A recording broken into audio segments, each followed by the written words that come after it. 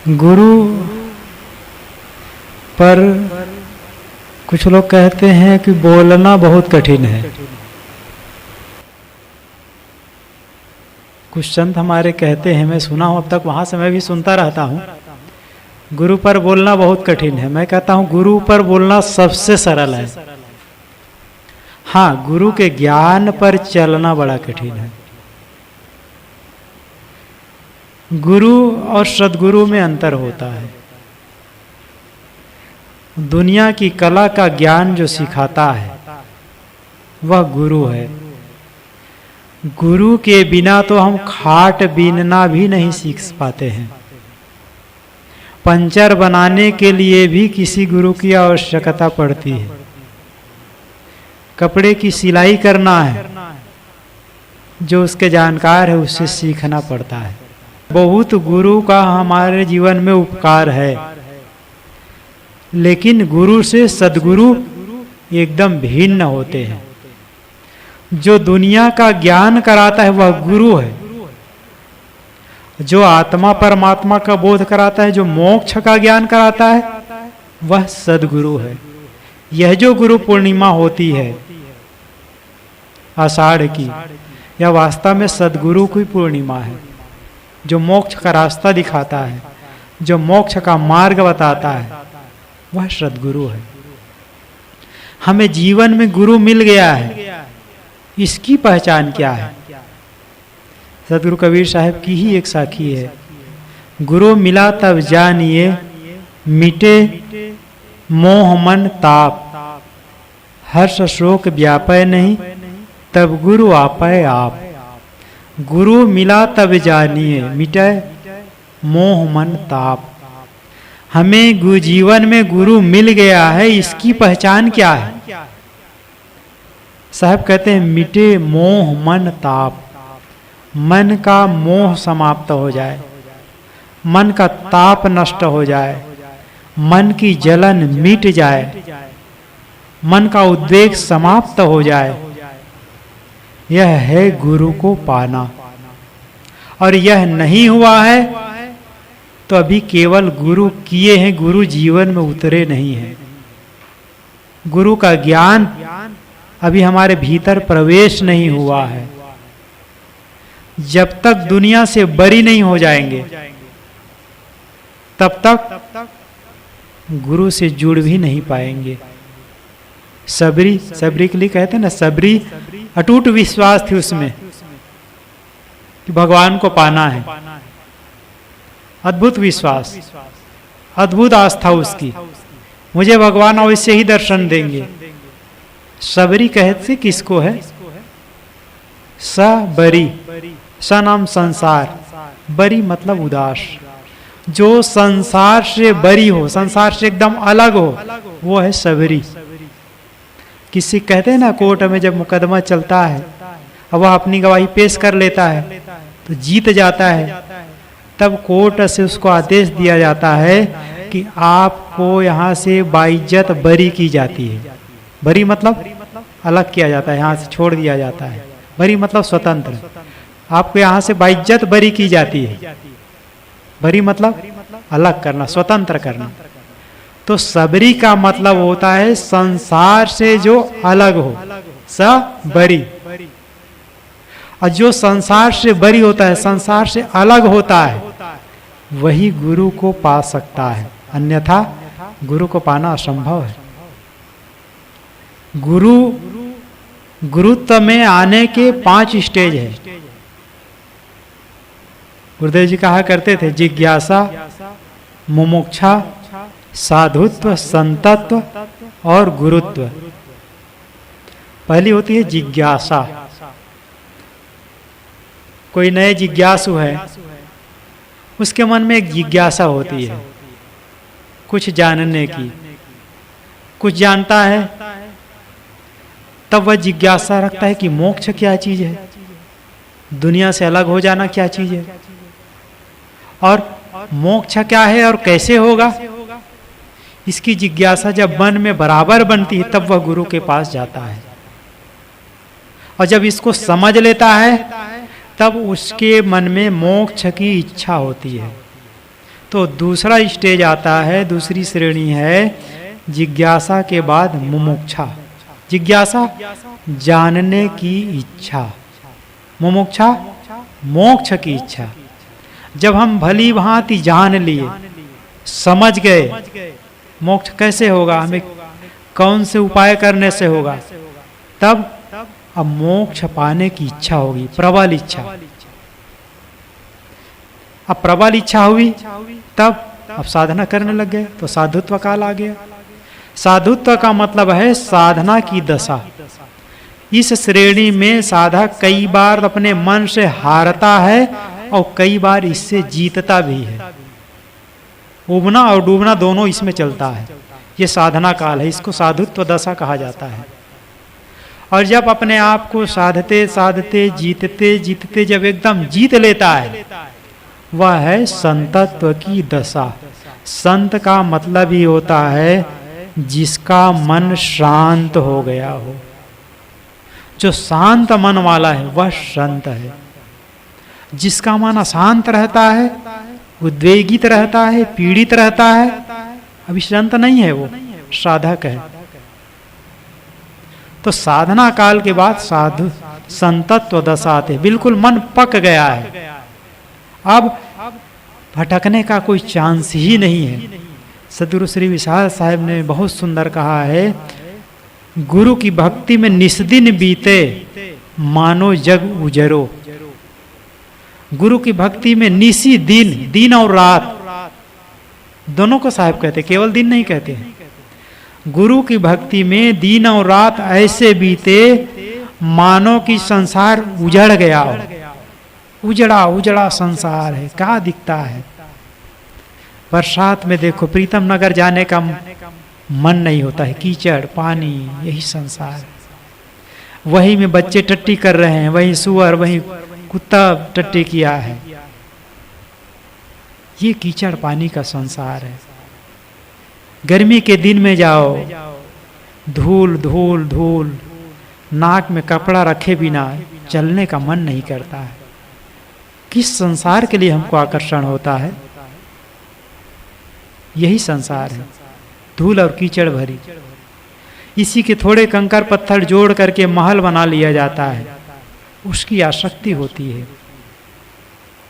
जब तक संसार उजड़ गया है ऐसा ना लगे। साहब ने तो कहा है ना एक भजन में, ये संसार कांटों की बाड़ी, उलझ उलझ मर जाना है। यह संसार झाड़ और झाखड़, आग लगे बर जाना है। ये संसार बूंद पड़े ढल जाना है। वे एक कागज की नाव है, बूंद पड़े घुल गया। ये संसार की दशा है। कई बार एकदम मन में आता है सब छोड़ के एकदम अलग हो जाए, कुछ न करे। गुरुदेव जी जगह जगह लिखते हैं कुछ न करना ध्यान है। लेकिन कई बार उसी संसार में फिर मन डूबने लगता है। ये प्रारंभ में चलता रहेगा।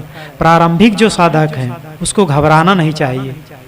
कभी घर की याद आएगी, कभी परिवारजनों की याद आएगी, कभी इष्ट मित्रों की याद आएगी, कभी और किसी की याद आएगी, तो कभी उबना नहीं चाहिए उससे कि मन वश में होता ही नहीं। मन वश में होता है और होगा।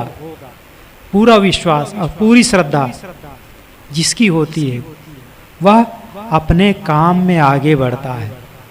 हम गुरु के निकट हो करके भी क्यों आगे नहीं बढ़ पाते, मंजिल तक क्यों नहीं पहुंच पाते हैं? कबीर साहब भी ने एक बहुत सुंदर साखी में कहा है, मलिया गिर की बास में बेधा ढाक पलास, बेना कबहु न बेधिया जुग जुग रहिया पास। मलाईगिर चंदन के निकट उनके पास में आकर के ढाक पलाश जैसे साधारण पौधे भी सुवासित हो गए, चंदन की सुगंधी से सुगंधित हो गए।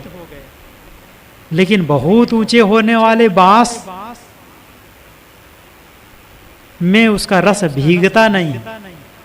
क्यों नहीं भीगता है? गुरुदेव जी ने व्याख्या में 3 कारण लिखे हैं। बांस में ऐसा 3 दोष है जिसके कारण वह चंदन की सुगंध से सुवासित नहीं हो पाता है। वह कौन कौन सा है? एक तो उसमें गांठ होती है, दूसरा बीच में पोलापन होता है, तीसरा वह नीरस होता है। ऐसे ही हमारे जीवन में, साधक के जीवन में ये 3 दोष आते हैं तो हम सद्गुरु के रंग में रंग नहीं पाते हैं। गांठ का मतलब है अहंकार। सभी विकारों की जड़ है अहंकार। सब कुछ पाने के बाद अगर अहंकार आ गया तो समझ लीजिए सब कुछ खो जाएगा। तो पहला कारण है अहंकार, दूसरा है पोलापन। बांस में देखो, गांठ के बाद बीच में पोला होता है। अगर गांठ को निकाल दें तो इधर से फूंक मारो तो उधर निकल जाता है। पोलापन का मतलब है कपट। हमारे मन में अगर कपट कतरनी है किसी तरह से, यदि हम बाहर से कुछ दिखने का प्रयास करते हैं और भीतर से कुछ है, वह टिकाऊ नहीं है, इसे कहते हैं कपट। तीसरी बात है नीरस। बास नीरस होता है। नीरस का मतलब है श्रद्धाहीनता। यदि हम में श्रद्धा ही नहीं है सद्गुरु के प्रति, संत के प्रति, सिद्धांत के प्रति, तो वह साधक बहुत आगे नहीं बढ़ सकता है। साधना में रहेगा लेकिन ऊंचाई तक नहीं पहुंच सकता है। इन तीनों दोषों को जो मिटा देता है उसका जीवन निर्मल हो जाता है। अथर्ववेद में वो मंत्र आता है बहुत सुंदर, आचार्य उपनय मानो ब्रह्मचारिणम कृणुते गर्भमंता तम रात्रिस्त्रिस्त उदरे विभर्ति तम जातम द्रष्टुम भी शयंति देवा। आचार्य उपनय मानो। आचार्य ने उपनयन, आचार्य का मतलब होता है गुरु ने, आचार्य ने उपनयन, दूसरा नेत्र देने के लिए, ज्ञान का नेत्र देने के लिए ब्रह्मचारी को, शिष्य को अपने गर्भ में लेता है और 3 रात तक अपने गर्भ में रखता है। 3 रात के बाद जब वह पैदा होता है तब उसके दर्शन के लिए संत जन इकट्ठे होते हैं। 3 रात तक गर्भ में रखने का मतलब क्या है? 3 रात तक गर्भ में रखने का मतलब है 3 तापों से मुक्त हो जाना, आदि दैविक, आदि भौतिक और आध्यात्मिक। ये 3 ताप है, 3 कष्ट है, 3 संशय है। जब जिज्ञासु सद्गुरु की शरण में आता है तो इन दोषों से मुक्त हो जाता है। तब उसके दर्शन के लिए संतजन, शुज्ञजन, सज्जन जन इकट्ठे होते हैं। गुरु का हमारे जीवन में बहुत बड़ा महत्व है। गुरु पदे पदे पर हमारा मार्गदर्शन करते हैं, इसलिए गुरु का होना परम आवश्यक है। एक उदाहरण आता है जिसे हम कहते हैं महान सिकंदर। अपने गुरु के साथ वे चल रहे थे तो एक गांव से दूसरे गांव जाना था, बीच में नदी पड़ती थी। आगे आगे गुरु चल रहे थे, पीछे पीछे सिकंदर। जब नदी के तट पर पहुंचे, सिकंदर ने गुरु का हाथ पकड़ लिया और कहा, गुरुदेव अब तक तो आप मेरे आगे आगे चल रहे थे, लेकिन अब आपको मेरे पीछे चलना होगा और मैं आपसे आगे आगे चलूंगा। गुरु ने कहा, ऐसा क्यों? अब तक तो मैं यहीं आगे चल रहा हूं। सिकंदर ने कहा, गुरुदेव अब तक हम थल में चल रहे थे, कहाँ गड्ढा है, कहाँ ऊंचा है, कहाँ खाई है, वो सब बाहर से नेत्रों से दिखाई पड़ रहा है। लेकिन अब तो जल में प्रवेश करना है, नदी पार करना है, और कहाँ पर गहरा है, कहाँ उथला है, कहाँ धारा की वेग तेज है, इसका कोई ठिकाना नहीं है। इसलिए मैं आपके आगे आगे चलूंगा। अगर यदि कदाचित मैं आगे आगे चलते हुए उस नदी में बह गया तो कोई बात नहीं, एक ही सिकंदर पानी में डूबेगा तो आपको हजारों सिकंदर मिल जाएंगे मेरे जैसे। किंतु गुरुदेव यदि आप आगे आगे चले और कहीं ऐसा हुआ कि आप पानी में बह गए तो यह सिकंदर तो जिंदा रहते हुए भी मुर्दा हो जाएगा। हमारे जीवन की यही दशा है। एक गुरुदेव थे, देखे हजारों लाखों लोगों की श्रद्धा उमड़ती थी। एक गुरुदेव थे, कितने संतों का समाज बरसात में भर जाता था, बहुत लोग थे। जैसे गुरु का शरीर छूटा जीवन अधूरा अधूरा लगता है। गुरुदेव जी के पास बैठ करके 1 मिनट भी चर्चा होती थी, एकदम बैटरी रिचार्ज हो जाता था, गदगद कर देते थे, वैराग से भर देते थे। गुरु का ये महत्व है। 1 मिनट का सत्संग हमें मुक्ति तक पहुंचाता था सीधा, बीच में कोई रोक टोक नहीं। गुरु जो पहुंचा हुआ है, जिसका ज्ञान सही हो, जिसकी रहनी सही हो, रहनी संपन्न, श्रोत्री ब्रह्मनिष्ठ कहा जाता है, ब्रह्मवादियों का शब्द है ये, श्रोत्री ब्रह्मनिष्ठ, बहुत सुना हुआ और ब्रह्मनिष्ठ, ब्रह्म में स्थित व्यक्ति। पारक सिद्धांत की भाषा में हम कहते हैं तो स्वरूप निष्ठ, स्वरूप स्थिति में स्थित व्यक्ति। गीता की भाषा में हम कहेंगे तो यह हो जाएगा स्थित प्रज्ञ पुरुष। ये अलग अलग शब्द हैं। तो गुरु पूर्ण होता है, उससे प्रकाश होता है। मैं एक और शब्द आजकल कहा करता हूं, गुरु इज बर्निंग लैम्प। गुरु जलता हुआ प्रकाश है, जलता हुआ दीपक है। जैसे दिवाली के दिन एक मोमबत्ती या दीपक जला लेते हैं और हजारों मोमबत्ती और दीपक को हम जला लेते हैं। गुरु इज बर्निंग लैम्प, गुरु ऐसे ही जलता हुआ दीपक है, जलता हुआ प्रकाश है। हम भी अपनी बत्ती उससे लगा दें और स्वयं प्रकाशित हो जाएं। हम अपने प्रकाश से प्रकाशित हो। एक और छोटा सा उदाहरण मुझे याद आ गया, इसको कहकर मैं बंद करूंगा।